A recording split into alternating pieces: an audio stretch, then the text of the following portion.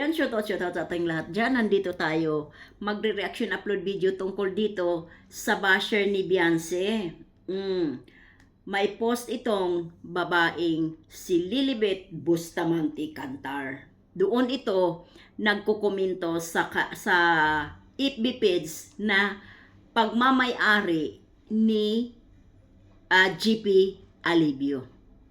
Alam namin kung sinong nagmamay-ari sa FB page na to. At doon ito si Lilibet Bustamante Cantar nagkokomento. Yan. Pero bago ang lahat, tayo ay mag-shoutout muna sa ating mga kasamahan dyan sa The Empowered Woman. Andyan si Ate Lydia, Sis Jacqueline Docosin, Ermagalo Mix Vlog, Kaberks TV, Hasa 26 TV, Cell TVH, Ate Glo Official, at ang inyong lingkod, ang Crispy ng Bayan. Ayan, magtataka kayo. Iba ang background ko. Andito ako sa isang kwarto. Yan. Kaya yan, dito tayo. Dahil yung asawa ko nasa sala. Yan. At dito, at shout out na din kay Dr. Love, kay Ridsin at kay Beyonce. Suportahan natin guys ang tatlong ito na si Dr. Love mayroong charity at si Ridsin. Si Ridsin ngayon hindi pa dahil mayroon siyang pinapaayos yung motor niya. Kaya itong babae na to nagpo-post doon sa FB page na may pag-aari ni GP Alibio. Ano ang komento niya dito? Basahin natin. Beyonce, sinabing ligtas daw ang may alam, kaya daw siya nakaligtas sa dilim. Wow, ikaw pa talaga nagsabi, ha?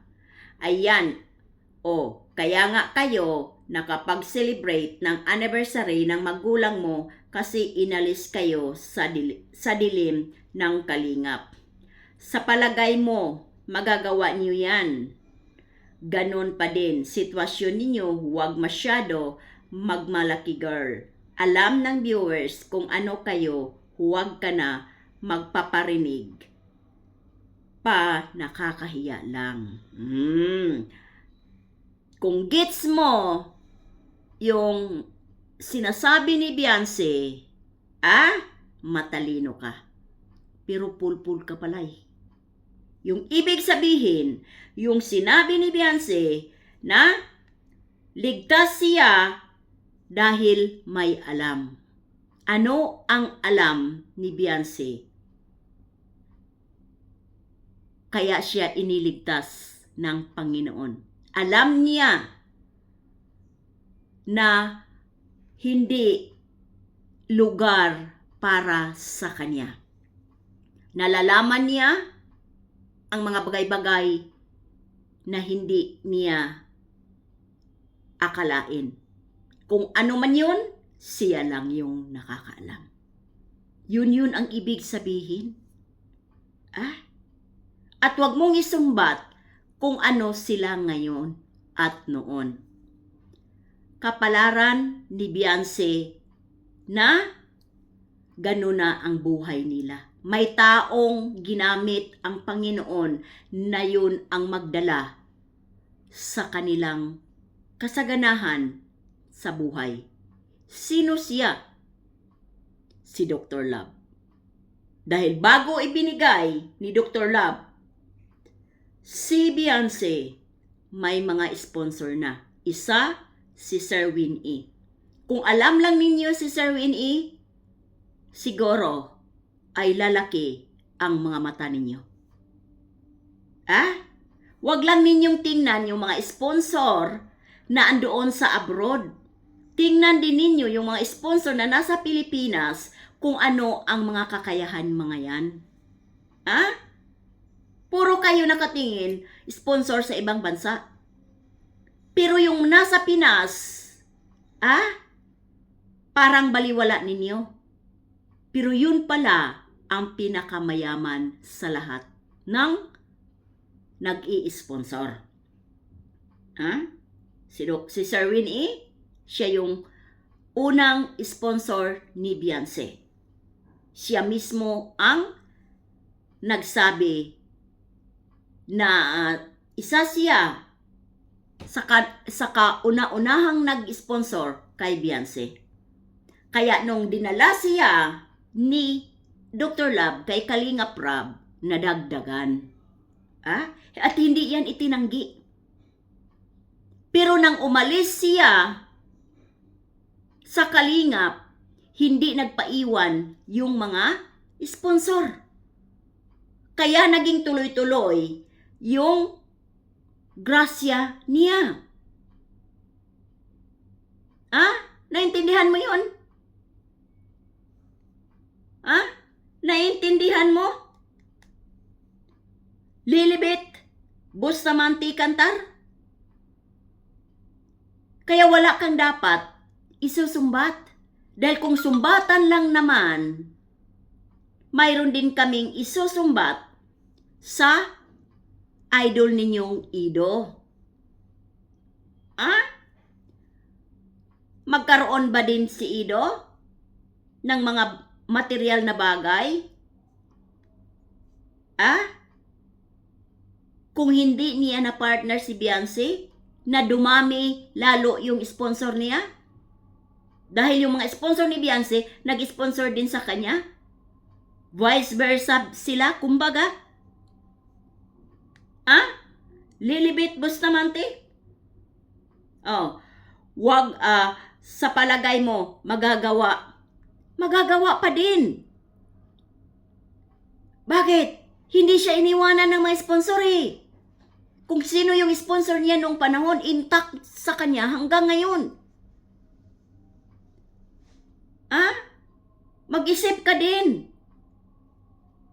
Mag-isip ka ng mabuti. Kaya nagpasalamat nga siya eh. Maganda yung may alam. Dahil inilayo siya ng Panginoon. Sabi siguro ng Panginoon, hindi ka nababagay dyan. Umalis ka na. Pwede mong kontrahin yung kapalaran mo? Hindi mo pwedeng kontrahin yun. Yun ang guhit ng palad mo. Yun ang nakaguhit sa palad niya. Na pag umalis ka dyan, tuloy-tuloy pa rin ang blessing mo. Dahil hindi ka iiwanan ng mga sponsor mo.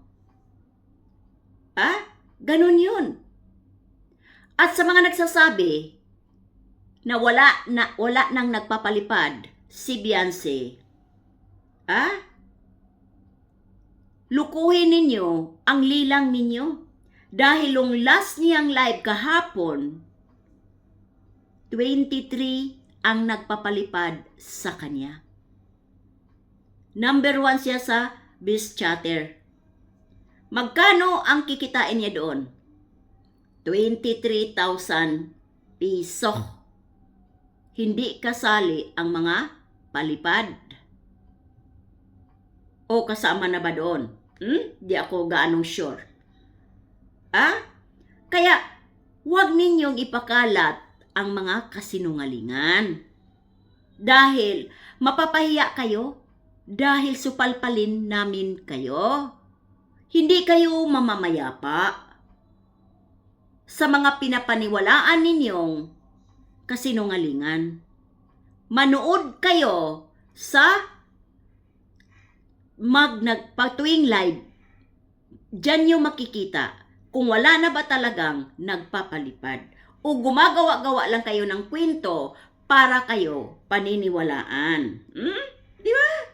Pero ang actual na nangyari, may nagpapalipad. Umabot ng 23 katao ang nagpapalipad.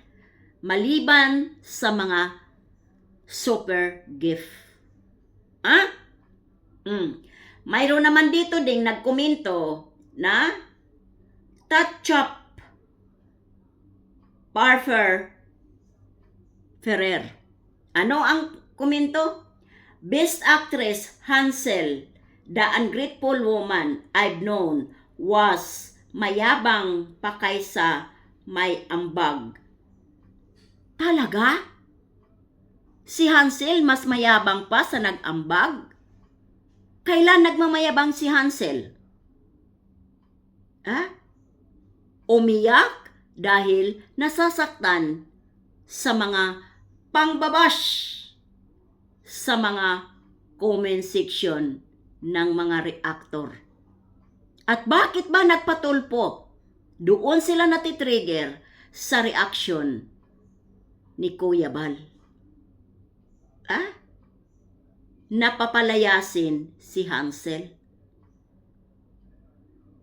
Alam ninyo, hindi nyo alam. Kaya wag ninyong sisihin bakit sila nagpa-blatter, nagpa-tulpo. May dahilan yun. May dahilan. At itong isang babae, na nagkukomento na naman sa post sa Facebook. Itong si ano pangalan nitong babaeng ito?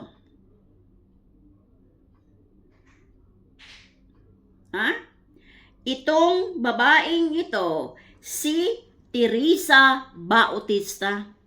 Sabi niya dito, pamilyang sinungaling. Saan nagsisinungaling ang pamilyang yan? Lahat bang sinasabi nila, alam mo ang mga nangyayari? Wala kang alam. So, papaano mo nasasabi na itong pamilyang ito sinungaling? Pati pala si Bochog, na laro, kain at tulog lang ang alam, sinungaling na rin pala. Dahil sabi mo dito, pamilyang sinungaling. Mabuti man ito, kahit ano pang sabihin mo dito sa pamilyang ito ang pamilyang may dignidad. Ikaw, kumusta ka naman, Teresa Bautista? Teresa Bautista? Hindi ka rin ba sinungaling? Hindi ka rin ba nagsisinungaling? Mula ng pagkabata mo, mula nang nagmulat ka, mula nang nagsalita ka, hindi ka nagsinungaling? At ano ang pinagsinungaling nitong pamilyang ito na nasabi mo pamilyang sinungaling? Sinungaling para sa'yo? Teresa Bautista? Dahil yung pinaniwalaan mo, akala mo tama, pero kasinungalingan yung pinaniwalaan mo. Yung mga taong nagsabi ng totoo, yun ang tinatawag mong sinungaling. Saan ka ba talaga na side? Doon ka lang ba sa una mong narinig na akala mo ay tama? Ayaw mo na makinig sa iba? Tandaan mo, Teresa, sa kwento may dalawang side. Alamin mo both side para malaman mo at doon ka na magsalita na pamilyang sinungaling. Isinama yung mga bata na walang muwang. Hindi alam ang nangyayari sa paligid. Isinama mo, Teresa? Anong klaseng babae ka? Anong klaseng ina ka? Asikasuhin mo yung mukha mo dyan, hitsura mo, para kang manok na may sakit. Para kang may manok. Para kang manok na may sakit. Nagpariban-riban ka at tingin mo ay okay sa'yo. Huwag kayong masyadong mapaghusga sa tao, lalong-lalo na hindi ninyo alam ang buong kwento. Kayong mga basher ni Beyonce, napakapulpul ninyo. Napakahina ng IQ ninyo. Kayong mga panatiko na basher ni Beyonce, napakahina ng IQ ninyo. Kawawa kayo, sa totoo lang. Kaya hanggang dito na lang tayo. Please, huwag tayong mag-skip ng ads. Bye-bye and God bless sa ating lahat.